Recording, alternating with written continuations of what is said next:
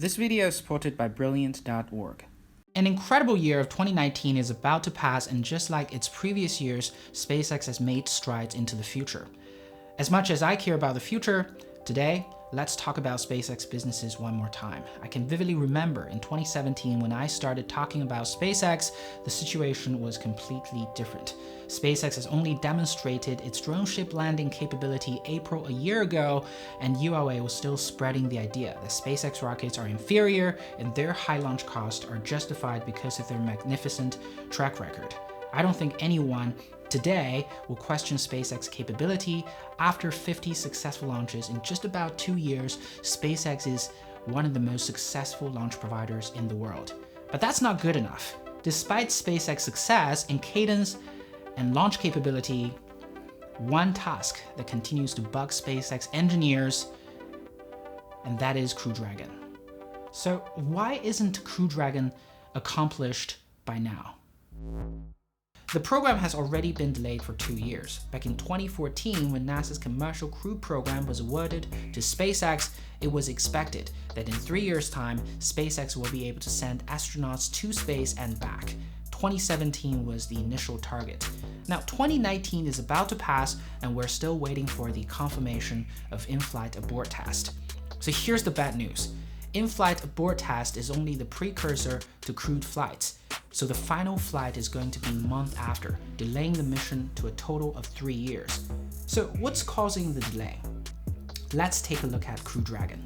Crew Dragon is a vessel that's intended to send our astronauts to space and back safely and comfortably. Therefore, 5 critical systems must exist, among many other systems: pressurized system, navigation and avionics system, thermal control system, abort system including functional parachutes, as well as heat protection system.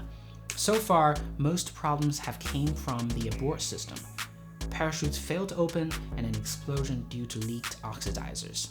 But these are the type of tests Crew Dragon are supposed to do at this stage. We all know that Crew Dragon is an advanced variant of Dragon for cargo resupply missions. Uncrewed variant of Dragon has already successfully completed over 20 missions to the International Space Station.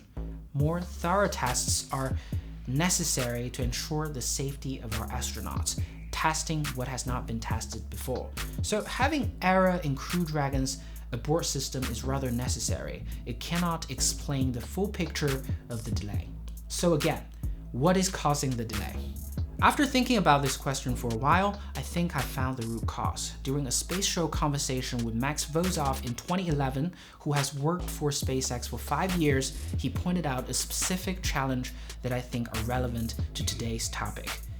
It's about the suppliers in the US space industry. Let me read it to you.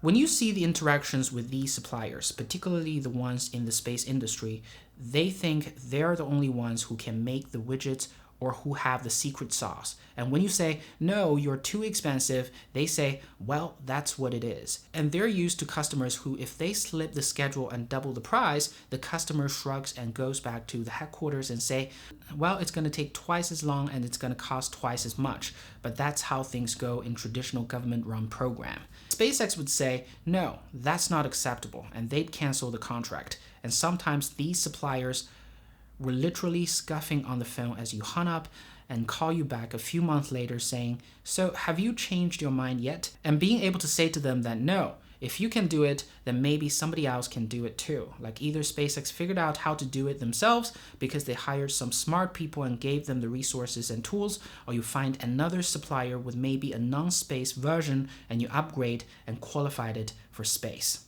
That was the conversation in 2011, and I got 2 points out of that conversation. First, SpaceX will not compromise quality to meet schedule, and second, after being funded by government programs for over decades, companies in the space industry are getting complacent and getting incompetent.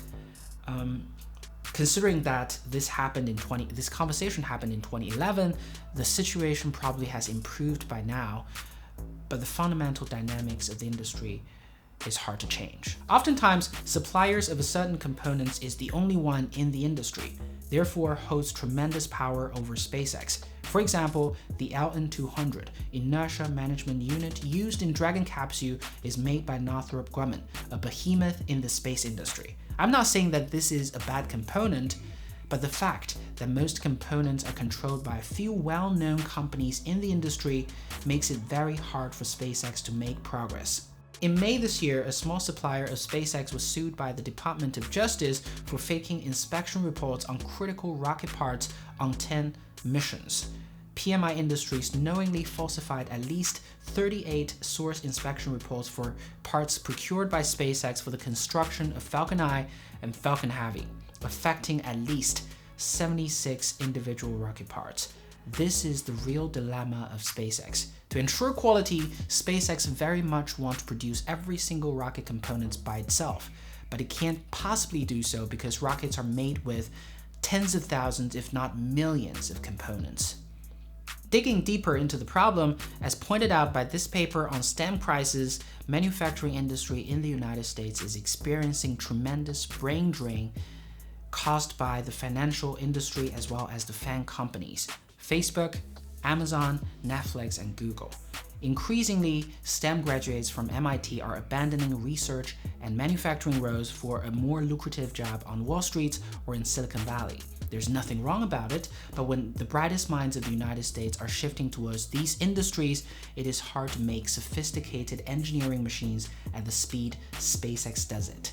Regardless, looking into 2020, I'm excited to see Crew Dragon sending US astronauts with such a futuristic capsule and a new spacesuit. Many of the structural problems I've mentioned in this video might not be solvable in the short term, but I believe in the ingenuity of the people, and hopefully when Starship is about to enter the manufacturing phase, this problem is already solved. This section is supported by Brilliant.org. Brilliant has been working with this channel for a long time, and it is an opportune time for me to recommend Brilliant to you. While Brilliant can't solve SpaceX supplier problem, it is a fantastic tool to help kickstart your love for science and technology. It has over 60 in-depth courses in math, science, and computer science. Courses on Brilliant give you a good framework to enhance your understanding of rocketry and help you link relevant physics topics together. On top of that, it also engages you with interesting problems and examples, help you master concepts by solving fun, challenging problems yourself. This course on classical mechanics, for example, is very relevant for today's topic. It teaches you the principles of rocketry with over 700 interactive concepts and exercises.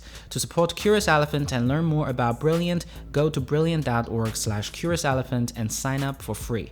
First 200 people click on the link will get 20% off the annual premium subscription. Alright, thank you so much for watching. Follow me at Lay Creatives on Twitter and Instagram, and I'll see you next time.